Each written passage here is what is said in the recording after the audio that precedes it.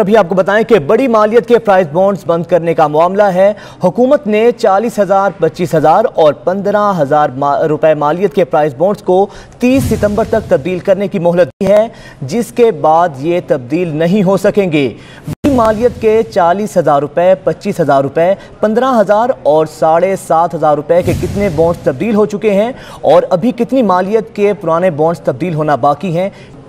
ये अगर देखा जाए कि बड़ी मालियत के जो प्राइस बॉन्ड FATF के जो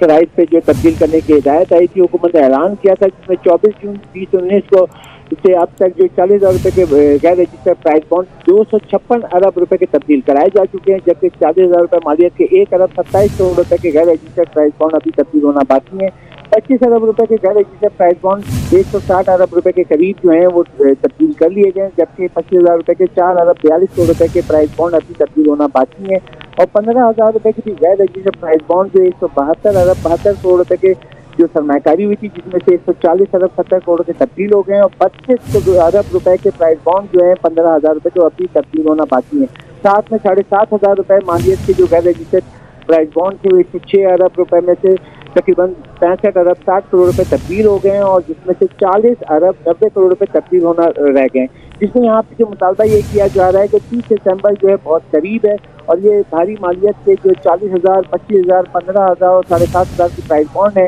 ये अभी भी 72 अरब रुपए के तब्दील होना बाकी है। इसमें कहा जा रहा है कि इसका वक्त मजीद बढ़ाया जाए, क्योंकि वक्त कम है और कोरोना लॉकडाउन में भी मुश्किलात हो रही थी, और इसके अलावा बैरून मुल्क पाकिस्तानी हैं वो भी यहाँ की तब्दील नहीं करा सके हैं। बहुत सारे प्राइस बॉन्ड बैरून मुल्क की हैं, और अगर वो तब्दील नहीं कराएंगे तो उनके अरबों रुपए की